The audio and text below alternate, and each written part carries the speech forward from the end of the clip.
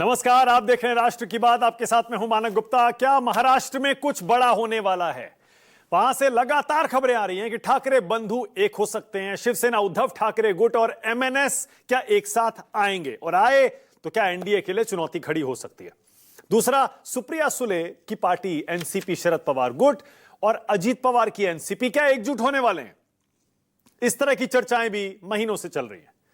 अब सुप्रिया सुले उस डेलीगेशन का हिस्सा थी जो भारत सरकार की तरफ से विदेश गया था, दुनिया को यह बताने के लिए हिंदुस्तान टेररिज्म का विक्टिम है, पीड़ित है, और कैसे पाकिस्तान हिंदुस्तान को परेशान करता है।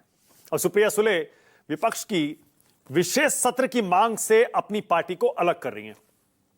तब से अलग डिबेट छिड़ी हुई है। क्या एनसीपी एकजुट होगी और एनडीए में आ जाएगी? इस पर भी डिबेट होगी। लेकिन आज महाराष्ट्र में ही राहुल गांधी ने पिछले चुनाव का नतीजा उठाकर बेईमानी के आरोप नए सिरे से लगा दिए। राहुल गांधी ने बाकायदा एक अखबार में आर्टिकल लिखकर कुछ आंकड़े प्रस्तुत किए और साफ साफ कहा, महाराष्ट्र में 4 से 5 चरणों में साफ तौर पर बेईमानी की गई है। राहुल गांधी ने क्या आरोप लगाए हैं, पहले जरा वो देखिए, उसके बाद आपको आंकड़े भी दिखाता हूं।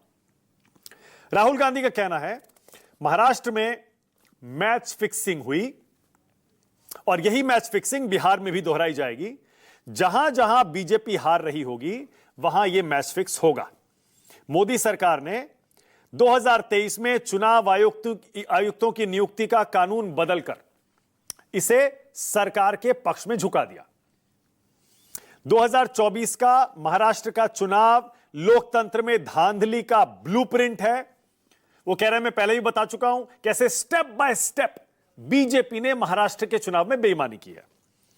और फिर वो कहते हैं, जो पक्ष धोखाधड़ी करता है वो भले ही जीत जाए, लेकिन इससे लोकतांत्रिक संस्थाएं कमजोर होती हैं और जनता का भरोसा इन संस्थाओं से, चुनाव से, लोकतंत्र से उठ जाता है। हर जिम्मेदार नागरिक को यह सबूत देखने चाहिए और सच्चाई समझकर जवाब मांगने चाहिए। क्या सबूत है? कौन कौन से स्टेप राहुल गांधी बता रहे हैं जिसमें बीजेपी ने बेईमानी की है, जरा वो भी देखिए।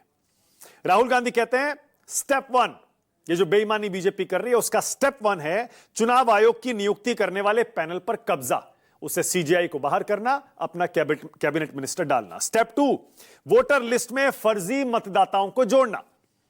स्टेप 3, मतदान का प्रतिशत बढ़ा चढ़ाकर दिखाना।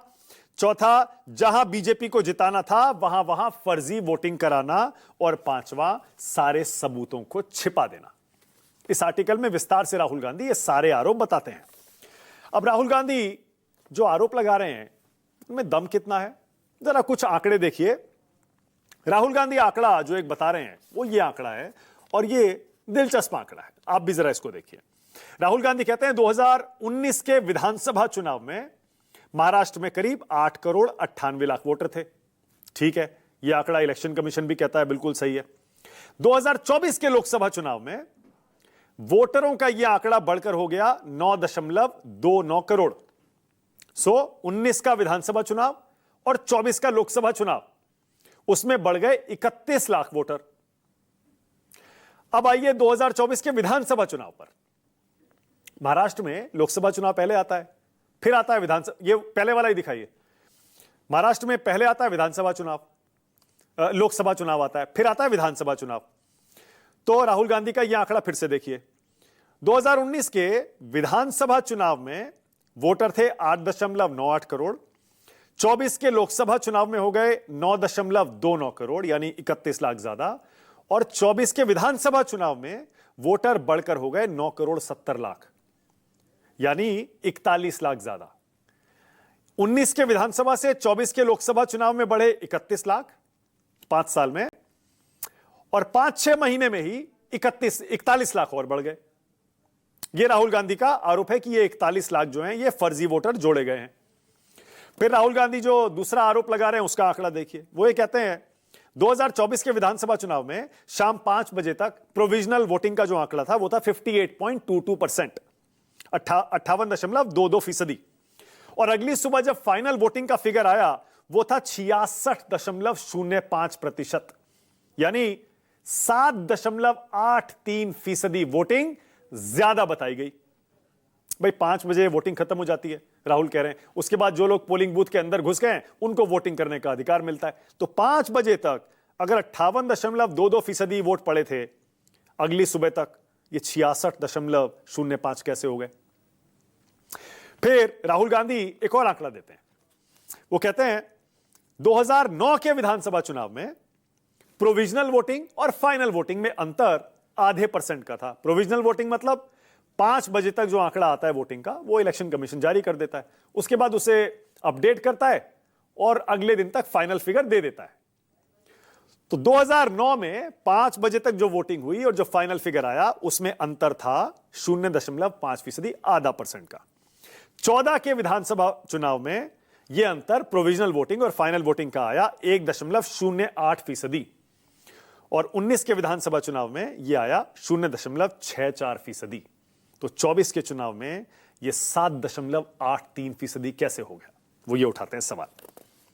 लेकिन राहुल गांधी एक आंकड़ा छुपा जाते हैं, वो मैं आपको दिखाता हूं। ये जो महाराष्ट्र के लोकसभा और विधानसभा चुनाव में वोटर बढ़ने का ट्रेंड है, ये नया नहीं है। पहले आप 2014 का भी यह आंकड़ा देख लीजिए। 2014 के लोकसभा चुनाव में महाराष्ट्र में वोटर थे 8.07 करोड़। विधानसभा चुनाव में बढ़कर हो गए 14 में ही 8.35 करोड़, यानी 28 लाख वोटर 2014 में भी बढ़े थे। राहुल गांधी जो आरोप लगा रहे हैं कि 2024 के चुनाव में लोकसभा और विधानसभा के बीच 41 लाख बढ़ गए, 2014 में भी यह आंकड़ा 28 लाख बढ़ा था। अब 2019 का भी देख लीजिए, 2009 का, माफ करिए, 2009 में भी 7.29 करोड़ वोटर थे लोकसभा चुनाव में, और कुछ ही महीने बाद विधानसभा चुनाव में यह हो गए 7.59 करोड़, यानी 30 लाख वोटर 2009 में भी बढ़े थे। तो यह ट्रेंड जो है लोकसभा विधानसभा में बढ़ने का, वोटर बढ़ने का, यह चलता आ रहा है। अब राहुल गांधी का जवाब देने जेपी नड्डा बीजेपी की तरफ से सामने आए। जेपी नड्डा कहते हैं, जैसे राहुल गांधी ने 5 स्टेप बताए हैं बेईमानी के, मैं भी 5 स्टेप बताता हूं।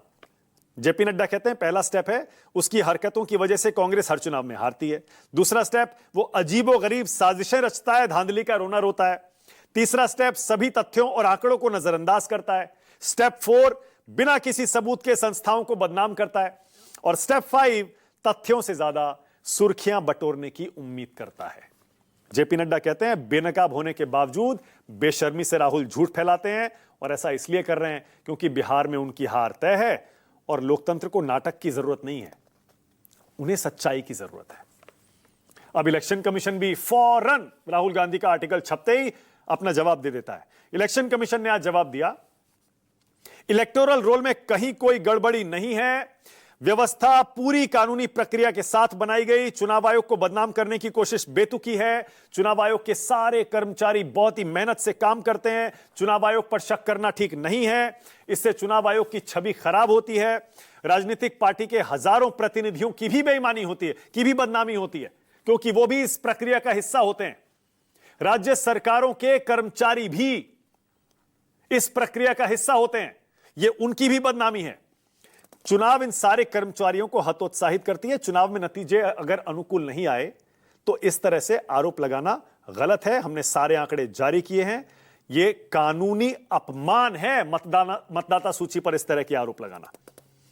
और अब इलेक्शन कमीशन इशारों में राहुल गांधी को चेतावनी भी देता है, और वो कहता है फिर वही मुद्दे, तथ्यों को बार बार अनदेखा किया जाना, किसी के द्वारा फैलाई गई गलत जानकारी कानून का अनादर है।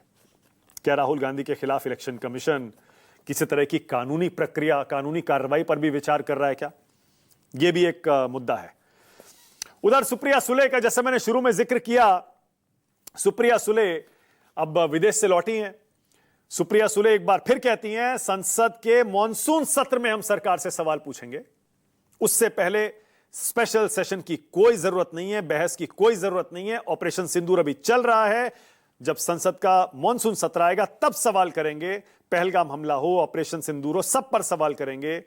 मैं विशेष सत्र की मांग वाले पत्र पर हस्ताक्षर नहीं कर सकी क्योंकि मैं तो बाहर गई थी, लेकिन हां, पवार साहब ने हमेशा कहा है राष्ट्रीय सुरक्षा और विदेश नीति के मुद्दे पर जो भी सरकार हो उसका समर्थन करना चाहिए। उधर राज ठाकरे, उद्धव ठाकरे साथ आ रहे हैं क्या? बयानबाजी तेज है, दोनों ही गुटों की तरफ से बयानबाजी आ रही है। सुप्रिया सुले भी उसका समर्थन कर रही है कि साथ आएंगे तो अच्छा होगा, जितने लोग साथ आए उतना बढ़िया है। शिवसेना उद्धव ठाकरे गुट के मुखपत्र सामना में भी एक तस्वीर छप गई है और उसमें लिखा है महाराष्ट्र के मन में जो है वही होगा। क्या महाराष्ट्र में कुछ बड़ा होने वाला है? राष्ट्र की बात में आज का सवाल आपकी स्क्रीन पर। पहला सवाल मेरा बिल्कुल साफ, महाराष्ट्र बिहार चुनाव में बेईमानी या राहुल का बहाना? और दूसरा, महाराष्ट्र में क्या कुछ बड़ा होने वाला है? आज राष्ट्र की बात में मेरे साथ जो मेहमान है, जल्दी से परिचय करा दूं सबको। स्क्रीन पर लाइए, बीजेपी की तरफ से राधिका खेड़ा, कांग्रेस की तरफ से महिमा सिंह, आनंद दुबे, शिवसेना उद्धव ठाकरे गुट से, एनसीपी शरद पवार गुट से क्लाइड क्रास्टो और वागीश सारस्वत आ गए, एमएनएस के महासचिव हैं। आप सभी का स्वागत। महिमा जी, आप ही से शुरू कर रहा हूं। 2 आंकड़े तो मैंने दिखा दिए महिमा जी। हर बार आंकड़ा बढ़ता है लोकसभा और विधानसभा चुनाव में वोटरों का, तो ये आप पिक एंड चूज क्यों कर रहे हैं बेईमानी के अपने आरोप साबित करने के लिए?